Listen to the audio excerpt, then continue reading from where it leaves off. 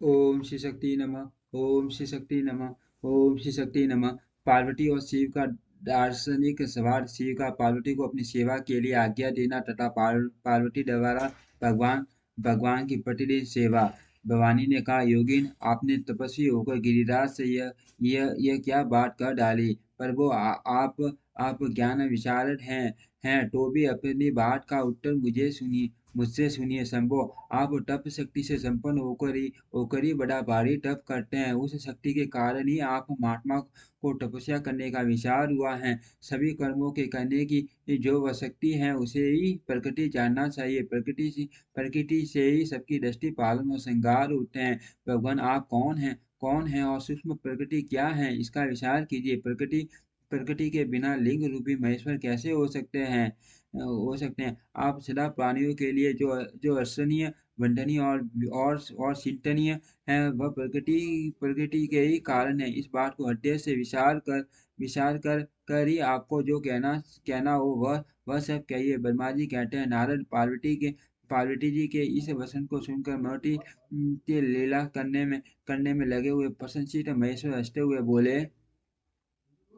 महेश्वर ने कहा, मैं उत्कृष्ट तपस्या द्वारा ही प्रकृति का नाश करता हूँ और तद्वत प्रकृति रहित शंभु के रूप में स्थित होता हूँ। अतः सत्पुरुषों को कभी या कहीं प्रकृति का संग्रह नहीं करना चाहिए। लोकाचार से दूर एवं निर्विकार रहना चाहिए। नारद, जब शंभु ने लौकिक व्यवहार के अनुसार यह बात कही, तब काली मन ही मन हंसकर मधुर वाणी में बोली। काली ने कहा, कल्याणकारी प्रभो, योगिन, आपने जो बात कही है, क्या वह वाणी प्रकृति नहीं है। फिर आप उससे परे क्यों नहीं हो गए, क्यों प्रकृति का सहारा लेकर बोलने लगे। इन सब बातों को विचार करके तात्विक दृष्टि से जो यथार्थ बात हो उसी को कहना चाहिए। ये सब कुछ सदा प्रकृति से बंटा हुआ है, इसीलिए आपको न तो बोलना चाहिए और न कुछ करना ही चाहिए, क्योंकि कहना और करना सब व्यवहार प्राकृति ही है। आप अपनी बुद्धि से उसको समझिए। आप जो कुछ सुनते, खाते, देखते और करते हैं, वह सब प्रकृति का ही कार्य है। झूठे वाद विवाद करना व्यर्थ है। प्रभो शंभो, यदि आप प्रकृति से परे हैं तो इस समय इस हिमवान पर्वत पर आप तपस्या किस लिए करते हैं। हर प्रकृति ने आपको निगल लिया है। अर्थ, आप अपने स्वरूप को नहीं जानते। इस आप यदि अपने स्वरूप को जानते हैं तो किस लिए तप करते हैं। योगिन, मुझे आपके साथ वाद विवाद करने की क्या आवश्यकता है। प्रत्यक्ष प्रमाण उपलब्ध होने पर विद्वान पुरुष अनुमान प्रमाण को नहीं मानते। जो कुछ प्राणियों की इंद्रियों का विषय होता है, वह सब ज्ञानी पुरुषों को बुद्धि विचार कर प्राकृत ये मानना चाहिए। योगीश्वर, बहुत कहने से क्या लाभ। मेरी उत्तम बात सुनिए। मैं प्रकृति हूँ, आप पुरुष हैं। ये सत्य है, इसमें संशय नहीं। मेरे अनुग्रह से ही आप सगुण और साकार माने गए हैं। मेरे बिना तो आप निरोई हैं, कुछ भी नहीं कर सकते। आप जितेंद्रिय होने पर भी प्रकृति के अधीन अधीन हो सदा नाना प्रकार के कर्म करते रहते हैं। फिर निर्विकार कैसे कैसे हैं और मुझसे लिप्त कैसे नहीं। शंकर, यदि आप प्रकृति से परे हैं और यदि आपका यह कथन सत्य है, तो आपको मेरे समीप रहने पर भी डरना नहीं चाहिए। ब्रह्मा जी कहते हैं, पार्वती का ये सांख्य शास्त्र के अनुसार कहा हुआ वचन सुनकर भगवान शिव वेदांतम में स्थित हो उनसे यो बोले। शिव ने कहा, सुंदर भाषण करने वाली गिरिजे, यदि तुम सांख्य मत को आधारण करके ऐसी बात कहती हो तो प्रतिदिन मेरी सेवा करो, परंतु वह सेवा शास्त्र निषिद्ध नहीं होनी चाहिए। गिरिजा से ऐसा कहकर भक्तों पर अनुग्रह और उनका मनोरंजन करने वाले भगवान श्री हिमवान बोले। शिव ने कहा, गिरिराज, मैं यही तुम्हारे अत्यंत दमनीय श्रेष्ठ सीकर की भूमि पर उत्तम तपस्या तथा अपने आनंद में परमारत स्वरूप का विचार करता हुआ विचरूंगा। पर्वतराज, आप मुझे यहाँ तपस्या करने की अनुमति दे। आपकी अनुज्ञा के बिना कोई तप नहीं किया जा सकता। देव शूलधारी भगवान शिव का यह कथन सुनकर हिमवान ने उन्हें प्रणाम करके कहा, महादेव, देवता, असुर और मनुष्य सहित संपूर्ण जगत तो आपका ही है। मैं टूस होकर आपसे क्या कहूँ। वर्मा जी कहते हैं, नारद गिरिराज हिमवान के ऐसा कहने पर लोक कल्याणकारी भगवान शंकर हंस पड़े और आदर पूर्वक उनसे बोले, अब तुम जाओ। शंकर की आज्ञा पाकर हिमवान अपने घर लौट गए। वे गिरिराज के साथ प्रतिदिन उनके दर्शन के लिए आते थे। काली अपने पिता के पिता के बिना बिना भी दोनों दोनों सखियों के साथ नित्य शंकर जी के पास जाती और भक्ति पूर्वक उनकी सेवा में लगी रहती।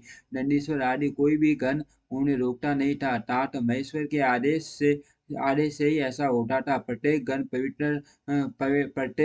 पवित्रता पूर्वक रहकर उनकी आज्ञा का पालन करता था। जो विचार करने करने से परस्पर अभिन्न सिद्ध होते हैं, उन्हीं शिवा और शिव ने सांख्य और वेदांत मत में स्थित हो जो कल्याणदायक सवाद किया, वह सर्वदा सुख देने वाला है। वह सवाल मैंने यह यहाँ कह सुनाया।